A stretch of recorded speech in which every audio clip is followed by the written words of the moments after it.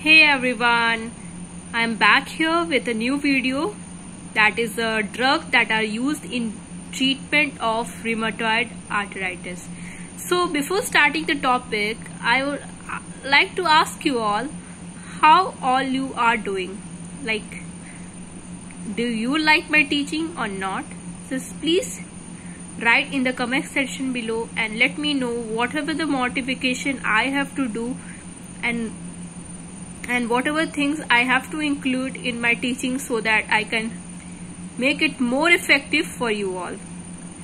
So as you know that there are two types of mainly arthritis, till now we have known it, that is rheumatoid arthritis as well as osteoarthritis. So rheumatoid arthritis की बात करूं तो एक तरह का auto immune diseases है, means हमारा खुद का इम्यूनिटी सिस्टम हमें ही अटैक करता है. एंड व्हाट हैपेंस, ज्वाइंट जो होता है that is synovial joint, it is been affected. उस एरिया में पेन होगा, स्वेलिंग होगा ज्वाइंट में, और वो एरिया जो होगा स्टिफ हो जाएगा, दैट इज मॉर्निंग स्टिफनेस. जब आप उठोगे सुबह तो वहां पे आपकी बॉडी स्टिफ सी हो जाएगी and there will be pain. Okay, और ये जो rheumatoid arthritis है, not only it is affecting the joint, that is knee joint, or it can be elbow, shoulder, any kind of joint, and it is mainly there is a symptoms like stiffness, morning stiffness होता है, more prone to the females are more prone to the rheumatoid arthritis. समझ रहे हो, आ रहे हो? और mainly the disease is prolonged, मतलब आप जितना जल्दी इस चीज की, मतलब rheumatoid arthritis होता है मेनली 20 से लेकर 60 इयर्स तक के लोगों को अफेक्ट करता है. बाकी 60 के बाद जो होता है आर्थराइटिस वो ऑस्टियोआर्थराइटिस के नाम से जाना जाता है. सो मेनली rheumatoid arthritis जो होता है इसका मतलब अर्ली स्टेजेस पे पता नहीं लगा पाते हैं कि हाँ maybe the person will have a bilateral pain. समझ रहे हो? सो मेनली अगर डिजीज बहुत देर के बाद हुआ पता चला तो pain will be exacerbations as well as remissions. So mainly 3 types के ड्रग यूज करते हैं. NSAIDs, non steroidal anti inflammatory drug, जैसे की बात करते हैं aspirin, ibuprofen, diclofenac, naproxen, piroxicam and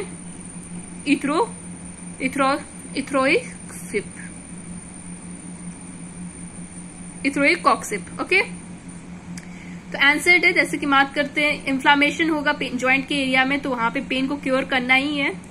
so mainly drug of choice like diclofenac है, ibuprofen, aspirin is also being use. And glucocorticoid की बात कर चुके हैं हम लोग, जैसे प्रीडेनिसोल, मिथाइल प्रीडेनिसोल सबको पता है, कॉर्टिकोस्टेरॉइड है.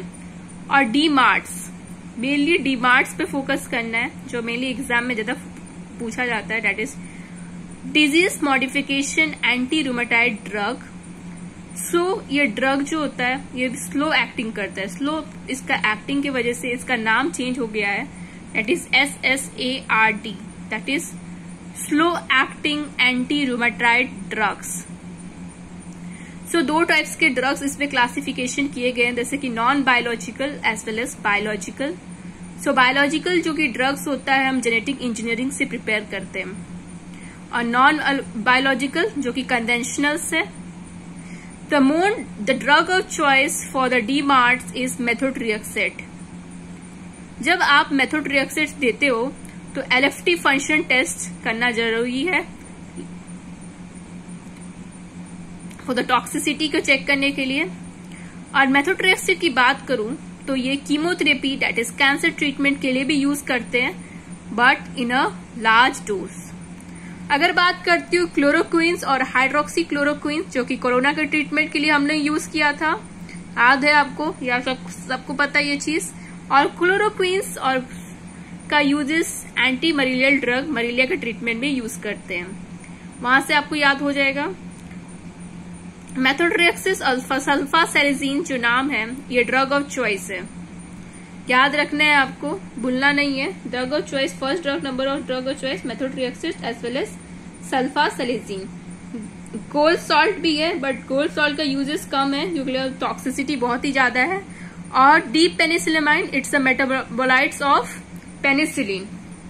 आगे सबके बारे में बात करेंगे। बायोलॉजिकल की बात करती हूँ। बायोलॉजिकल ड्रग्स का नाम याद रखना है, ऐसे एग्जाम में आता है। जैसे कि आएगा क्लासिफिकेशन, मतलब आपको पूछा गया what are the non biological drugs and what are the biological drugs. So non biological में मेथोट्रेक्सिस, सल्फासेलेजिन वेरी कॉमन, और एंटीमेरिलियल याद रख सकते हो आप, वहां से आप याद करोगे। और एक पेनिसिलिन आता है, मेटाबोलाइट से पेनिसिलामाइन भूलोगे नहीं। कोल्ड सॉल्ट रेयर यूज, आप पता ही चल जाएगा क्योंकि हलक से दिख रहा है। सल्फ्यूनामाइड ये याद रखना है। सॉरी सल्फ्यूनामाइड नहीं, leflunomide, sorry for the mistake. And biological की बात करते हैं। Anakinra, etanercept, infliximab, okay. So etanercept, anakinra, infliximab. So now non steroidal anti inflammatory drugs की बात करते हैं, जो जैसे कि बात करते हैं। सो मेनली सिम्टोमेटिक रिलीफ देता है, मतलब सिम्टम्स को सिर्फ क्योर कर सकता है। पेन, इन्फ्लामेशन हो गया, स्वेलिंग हो गया, स्टिफनेस हो गया, but they have a little effect on the progress of bone as well as cartilage destructions. जो मेथोट्रेक्सेट होता है, एलएफटी टेस्ट की बात किया। अब क्लोरोक्विन और हाइड्रोक्सीक्लोरोक्विन जब देते हो तो patient will complain about the visual changes, there will be retinal damage, immediately you have to report to the physicians. Okay guys, so let's go on further.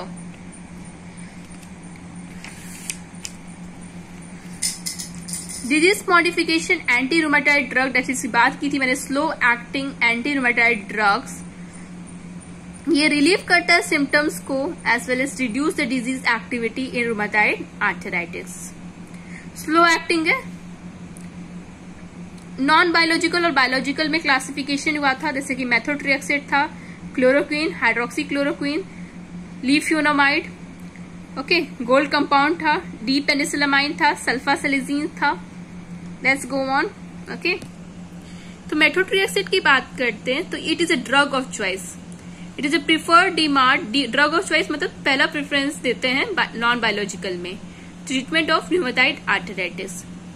और ये फॉलेट का एंटागोनिस्ट है। Cancer therapy में ज्यादा dose देते हैं, मैं बताई थी। It has a immunosuppression and potent anti rheumatoid effect. तो ये ड्रग जो होता है इम्यूनोसप्रेस करता है। सो मेनली ना ही कैंसर में यूज करते, कैंसर में तो यूज करते ही है, साथ साथ ऑर्गन ट्रांसप्लांटेशन हो गया, इसमें हमारा इम्यूनिटी सप्रेस हो जाता है उस टाइम भी। और सोरियोसिस, इसमें क्या होता है, सोरियोसिस में स्किन का लेयर जरूरत से ज्यादा डेवलप करने लगता है, जिससे एक थिक लेयर बन जाता है। मतलब स्किन का बहुत जल्दी डिवाइड होता है, रैपिड डिवाइडिंग की वजह से एक थिक लेयर हो जाता है। So please go on check on Google how psoriasis skin look like, okay. Adverse effect की बात करते हैं, जीआई प्रॉब्लम हो रहा है, आपको याद रखना है मेथोट्रेक्सेट में सबसे ज्यादा फोकस याद रखना है कि म्यूकोसल अल्सर हो रहा है, हिपैटोटॉक्सिसिटी है, मतलब कि आप लीवर डिजीज में नहीं दे सकते because it is a hepatotoxicity, और ना ही प्रेगनेंसी में दे सकते हो। तो non biological drug that is methotrexate is contraindicated, okay. So इन सब मेथोट्रेक्सेट के एडवर्स इफेक्ट को कैसे मिनिमाइज करोगे, फॉलिक एसिड देकर, remember it. So chloroquine and hydroxychloroquine anti malarial है, बट रूमेटॉइड आर्थराइटिस में भी होता है। रूट की बात करती हूँ, ओरली दिया जाता है ये। और मेनली अगर क्लोरोक्विन और हाइड्रोक्सीक्लोरोक्विन का यूज करोगे तो प्रोलॉन्ग यूज करने से रेटिनल डैमेज होता है, बताई थी। तो इसलिए 1 साल के अंदर जो पेशेंट क्लोरोक्विन या हाइड्रोक्सीक्लोरोक्विन में है उसका आई टेस्ट दैट इज ऑप्थेल्मोलॉजिक एग्जामिनेशन करना जरूरी है। नॉजिया, वॉमिटिंग हो रहा है, स्किन रैशेस हो रहा है, समझ रहे हो, स्किन रैशेस का प्रॉब्लम था, और वहां पे म्यूकोसल अल्सर, हिपैटोटॉक्सिसिटी, ये कॉन्ट्राइंडिकेटेड नहीं है, आप प्रेगनेंसी में दे सकते हो। लीफ्यूनामाइड जो होता है कॉन्ट्राइंडिकेटेड है चिल्ड्रन में as well as pregnant women में। हिपैटोटॉक्सिसिटी है, साइड इफेक्ट्स की बात करती हूँ। सो मेनली हेयर लॉस होता है, डायरिया होता है। इसका कॉम्बिनेशन मेथोट्रेक्सेट के साथ देते हैं या फिर लीवोफेनामाइड का, या फिर अलोन भी दे सकते हो। गोल्ड कंपाउंड टॉक्सिसिटी की वजह से रेयर यूज होते हैं, एडवर्स इफेक्ट बहुत है। D penicillamine, metabolites of penicillin, because of toxicity it is been rarely used. Like adverse effect की बात करिए, proteinuria, that is protein present in the urine, pruritus होगा, okay, rashes, thrombocytopenia, that is thrombus, platelet का level कम हो जाएगा, as well as side effects में GI side effects, nausea, vomiting. तो याद रखना है आपको P for protein, P for penicillinamine, P for प्यूराइटिस, P for penicillamine, thrombocytopenia, P for penicillamine, वहां से याद हो गया। तो सारे पी वाली problem, that is proteinuria, as well as pruritus, as well as thrombocytopenia. Sulfasalazines की बात करती हूँ, so mainly common side effect का पहले देख लेते हैं। जीआई प्रॉब्लम कर रहा है, nausea, vomiting, diarrhoea, headache, skin rashes. Skin rashes दो ड्रग्स में कॉमन था, जैसे कि बात करती हूँ क्लोरोक्विंस की बात किया मैंने, और लीफ्यूनामाइड्स के कॉज किया सल्फासेलेजिन, जिसमें से प्रेग्नेंट वुमेन को क्लोरोक्विंस और हाइड्रोक्सी क्लोरोक्विन दे सकते हो, ओके। और ना ही ये सिर्फ रूमेटॉइड आर्थराइटिस के लिए सल्फासेलेजिन यूज करते हैं, chronic inflammation of bowel diseases. तो मेनली ऐसा कौन सा ड्रग है जो कि rheumatoid arthritis as well as chronic inflammation of bowel disease में यूज कर रहे हैं? सल्फासेलेजिन, राइट। सो कुछ बायोलॉजिकल ड्रग की बात किया गया था, जैसे कि बात किया था हमने ग्लूकोकॉर्टिकॉइड्स की, बट ये बायोलॉजिकल डिजीज जो होता है ऑपॉर्चुनिस्टिक इन्फेक्शन क्रॉस करता है, प्रोलॉन्ग यूज करोगे। जैसे कि बात करती हूँ ट्यूबरक्लोसिस, जो कि एक ऑपॉर्चुनिस्टिक इन्फेक्शन से। So mainly glucocorticoids are also been use, but ये कॉज करता है सीवियर टॉक्सिसिटी। तो डिमांड मेडिकेशन को आप कैसे याद करोगे? मेथोट्रेक्सेट, जो कि एक नॉन बायोलॉजिकल है, पेनिसिलिमाइन अगेन नॉन बायोलॉजिकल, सारे नॉन बायोलॉजिकल पहले पढ़ लेते हैं। क्लोरोक्विंस, हाइड्रोक्लोरोक्विंस एंटी मलेरियल है, बट रूमेटॉइड में भी यूज करते हैं। ल्यूफ्यूनामाइड है, ये भी नॉन बायोलॉजिकल है। टॉक्सिसिटी, प्रेग्नेंट को toxicity as well as children को कॉज कर रहा है, हिपैटोटॉक्सिसिटी कर रहा है, लॉस ऑफ हियर कर रहा है। Sulfasalazines, mainly it is use for rheumatoid arthritis as well as chronic inflammatory bowel disease. इंट्रासेप्ट हो गया, इनफ्लिक्सिव हो गया, एनाकिनारा हो गया। सो यहां से आप याद कर सकते हो। निमोनिक्स की बात करती हूँ, मेडिकल गोल्ड, समझ गए। की पॉइंट याद रखना है, जब भी आप मेथोट्रेक्सेट दे रहे हो, जो कि कैंसर कीमोथेरेपी में देते ही है, साथ ही साथ जब ऑर्गन ट्रांसप्लांटेशन करते उस टाइम भी दिया जाता है, और सोरियोसिस में देते हैं। तो आपको LFT test, that is liver function test करना है, क्योंकि ये हिपैटोटॉक्सिसिटी है। और एक ऑप्थेल्मिक एग्जामिनेशन, मतलब आई का एग्जामिनेशन 1 ईयर के अंदर करना है, chloroquines as well as hydroxy chloroquines देने के टाइम। Thank you everyone. और नेक्स्ट चैप्टर हमारा कौन सा है? That is antitussives, that is cough के ट्रीटमेंट के लिए हम मेडिकेशंस के बारे में पढ़ेंगे। दैट इज एंटीट्यूसिव जिसे कहते हैं।